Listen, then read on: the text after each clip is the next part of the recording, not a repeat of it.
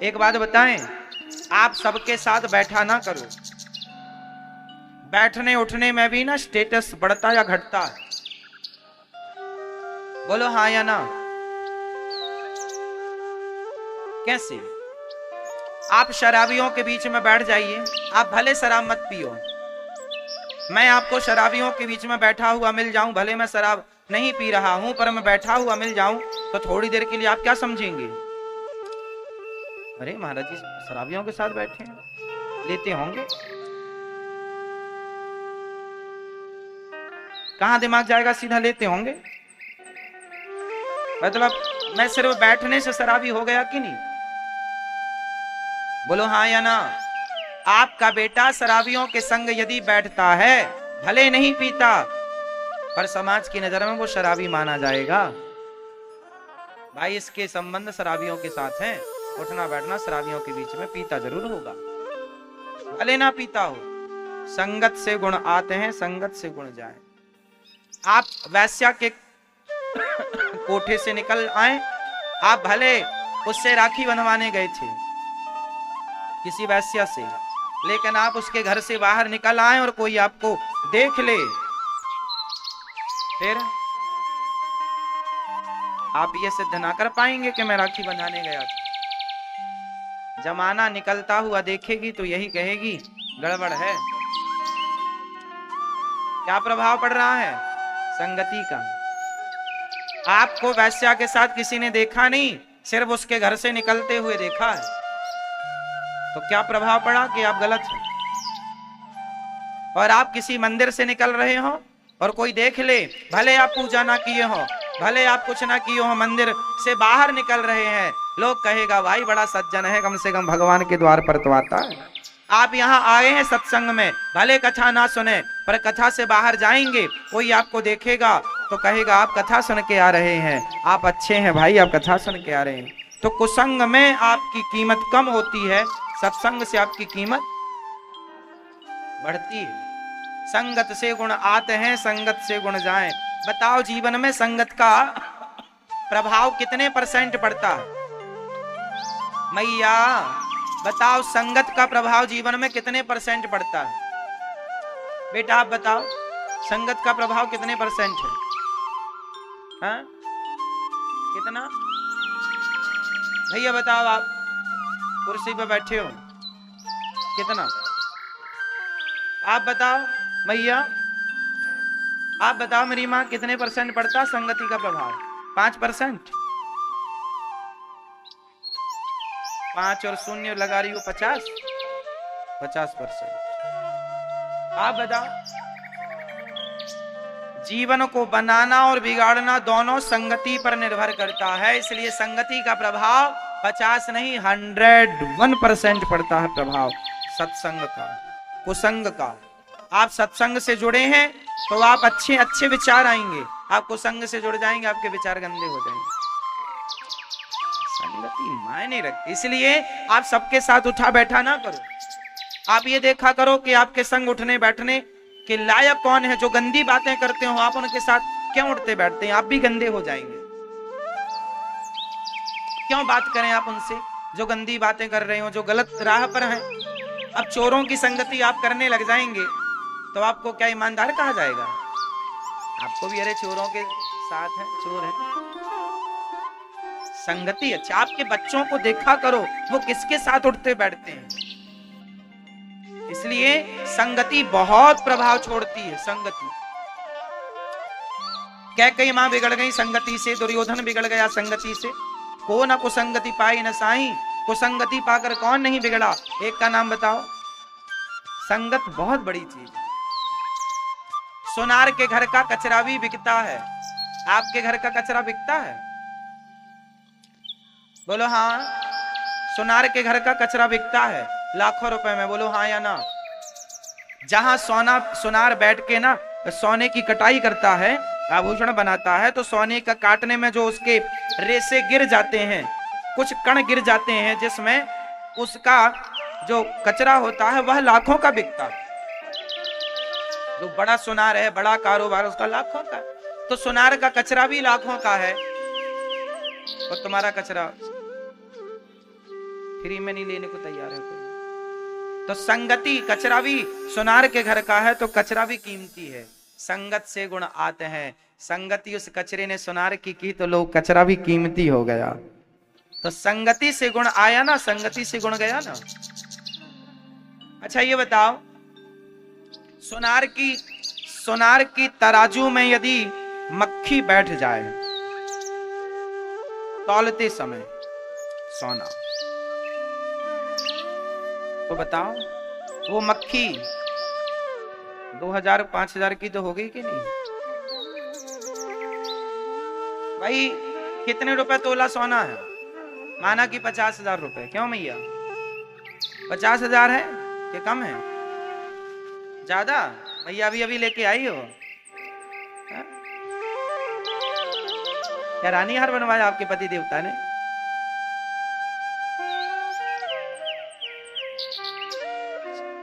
तो सोना माना कि 50,000 रुपए तोला है। यदि 1 ग्राम की मक्खी हुई, माना कि मक्खी अच्छे खाते पीते घर की हुई, 1 ग्राम की हुई, तो 1 ग्राम मक्खी 50,000 के हिसाब से कितने की हो गई है ना? 5,000 की होगी मेरी माँ। और यदि आधा ग्राम की मक्खी हुई तो 2500 की तो हुई। तो मक्खी यदि सोनार की तराजू में बैठ गई तो वह 2500 की हो गई, कीमत उसकी बढ़ गई।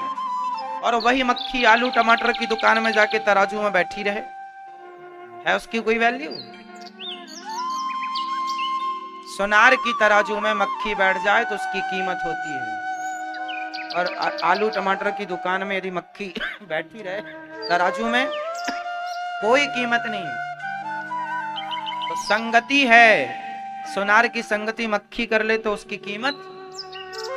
तो आप भी संगति करेंगे, इसलिए कहता हूं अपने बच्चों को कथा सुनाया करो, कहता हूं कि अपने बच्चों को संस्कार दिया करो, कहता हूं अपने बच्चों को अपने भारत के महापुरुषों का, स्वामी विवेकानंद जी का, गुरु गोविंद देव जी का, गुरु नानक देव जी का, मीराबाई का, नरसिंह मेहता का चरित्र सुनाया करो,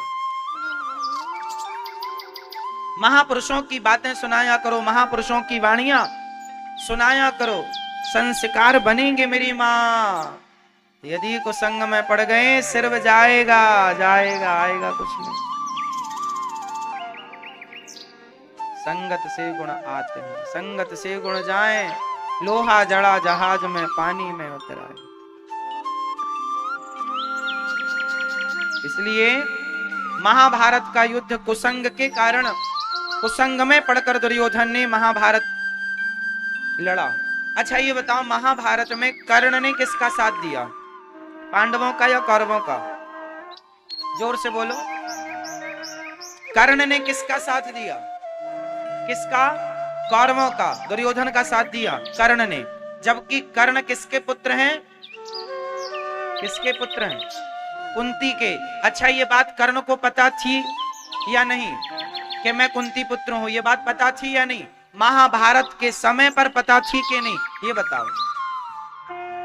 महाभारत जब कर्ण लड़ रहे थे उस समय कर्ण को पता था कि मैं कुंती का पुत्र हूं या नहीं? उत्तर दो। पता था या नहीं? पता था। भगवान ने महाभारत युद्ध के पहले कर्ण को बता दिया था कि तुम पांडव पुत्र हो, तुम कुंती पुत्र हो, तुम पांडवों के बड़े भाई हो। बता दिया था। भगवान ने कहा था कि तुम पांडवों के पक्ष से युद्ध करो, पर उस कर्ण ने कहा मैं पांडवों की ओर से युद्ध नहीं करूंगा। अच्छा एक प्रश्न है, उत्तर दो। कर्ण ने कौरवों के पक्ष से युद्ध करके सही किया कि गलत किया? उत्तर दो। कर्ण ने कौरवों के पक्ष से दुर्योधन का साथ देकर कर्ण ने सही किया या गलत किया? आप उत्तर दो। सही किया? आप बताओ। सही किया? आप बताओ। कर्ण ने सही किया दुर्योधन का साथ देकर या गलत किया? सही किया। आप बताओ। आप बताओ। सही किया। आप बताओ। आप बताओ। सही किया या गलत किया? आप बताओ। पीछे वाली मैया, मैया ओ जाने वाली मैया, बताए जाओ मेरी माँ, कर्ण ने सही किया कि गलत किया कौरवों का साथ देकर? बताओ मैया, भैया पीछे वाले बताओ, कर्ण ने सही किया या गलत किया? हाँ, लगभग लोग, अधिक लोग कह रहे हैं कर्ण ने सही किया। तो जो आदमी भरी सभा में किसी नारी के कपड़े उतारता हो, उस नारी को निर्वस्त्र करना चाहता हो, उस आदमी का साथ देना सही है? आप लोग कैसे न्याय करता है? यदि आप जज होते तो क्या न्याय करते?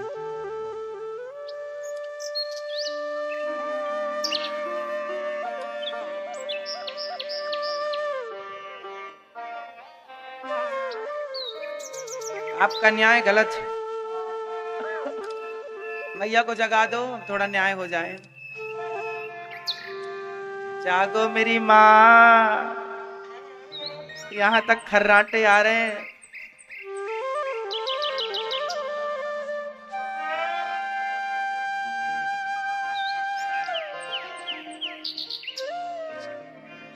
देखो आप किस हिसाब से कह रहे हैं, मैं आपकी भावनाओं को समझ रहा हूं। आप ये कहना चाह रहे हैं कि कर्ण ने अपनी दोस्ती निभाई है, कर्ण ने अपनी मित्रता निभाई है। आप इस हिसाब से कह रहे हैं कि कर्ण सही है दुर्योधन का साथ देकर, परंतु आपको यहां भी एक विचार करना चाहिए। अच्छा बताओ, दोस्ती का मतलब क्या होता है? मेरा दोस्त गलत कर रहा हो और मैं उसके गलत में साथ दूं, क्या ये दोस्ती है?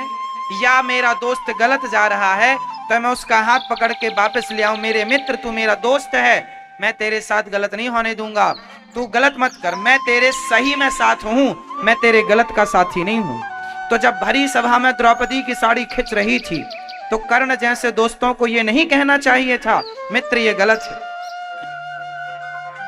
चलो तुमने पांडवों को जीत लिया है, चलो माना कि तुम्हारी दासी बन गई है द्रौपदी, तो दासी बन गई है तो दासी का मतलब ये तो नहीं कि तुम उसको कपड़े उतार के नंगा कर दो समाज में। क्या ये बात दुर्योधन को नहीं सॉरी कर्ण को नहीं कहनी चाहिए थी? बोलो हाँ या ना? क्या अपने मित्र को गलत रास्ते से आपको नहीं रोकना चाहिए? क्या उसे सही मार्गदर्शन आपको नहीं देना चाहिए? सिर्फ आप उसके मित्र हैं इसलिए क्योंकि उसने आपको वंग देश का राजा बना दिया, आपके दोस्त ने आपको कहीं का राजा बना दिया, तो आप उसके एहसान तले दब गए, माना कि दब गए, आप उसका साथ दें, माना कि पर फिर भी गलत करेगा तो आप क्या उसका साथ इसलिए देंगे कि इसने हमें राजा बनाया था? अरे तो समाधान तो यह था कि भाई साहब अपना राज्य ले ले, मैं तेरे गलत में साथ नहीं दूंगा,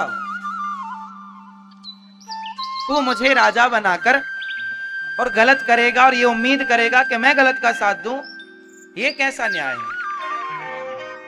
ये कैसी दोस्ती है? यदि इसका नाम दोस्ती है तो फिर आज दोस्त गलत करे तो दोस्त साथ दे, तो वो सही कैसे हो सकता है? किस हिसाब से सही हो सकता है? भरी सभा में कर्ण ने कहा था कि द्रौपदी तेरे 5 पति हैं, छठा मुझे बना ले, जैसे 5 वैसे ही 6। क्या ये बात कर्ण जैसे महापुरुषों के मुंह से शोभा देती है? बोलो, शोभा देती है साहब? आप कह रहे हैं कर्ण ने सही किया, मतलब आप ये कह रहे हैं कि जो भरी सभा में एक नारी के कपड़े उतारता है उसका साथ देना सही है।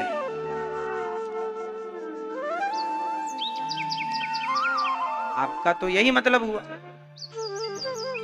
नहीं, कर्ण का कौरवों का साथ देना गलत था, कर्ण को दुर्योधन का साथ नहीं देना चाहिए।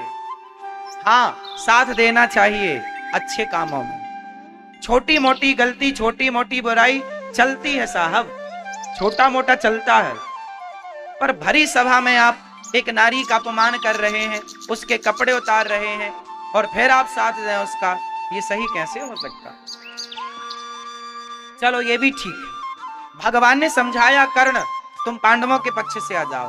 भगवान की बात नहीं मानी कर्ण ने, मानी?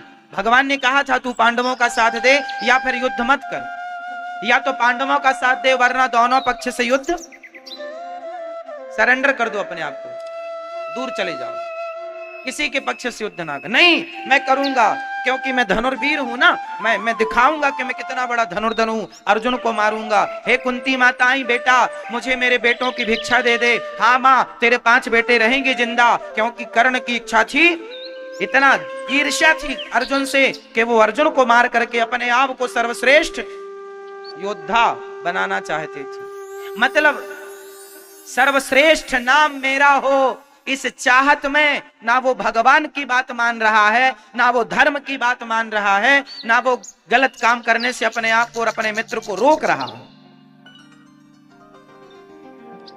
ये कैसी परिभाषा है भाई साहब मित्रता की? ये परिभाषा है। इसलिए कर्ण को भगवान की बात माननी चाहिए थी या नहीं? बोलो हाँ। विदुर जी, महाभारत के युद्ध में बताओ विदुर जी ने किसके पक्ष से युद्ध किया? जोर से, जोर से। विदुर जी ने किसके पक्ष से युद्ध किया महाभारत में? जोर से। किसी के पक्ष से नहीं। विदुर जी को पता था दोनों अपने हैं, दोनों अपने हैं, इसलिए किनारा पकड़ लिया विदुर जी ने। कर्ण को भी यही करना चाहिए था, दोनों पक्ष से। इसलिए जब पितामह भीष्म सेनापति बने ना, तो भीष्म पितामह ने कहा था जब तक मैं सेनापति हूं कर्ण युद्ध नहीं करेगा। आपको पता है 10 दिन तक कर्ण युद्ध से वंचित रहा। जैसे ही भीष्म पितामह को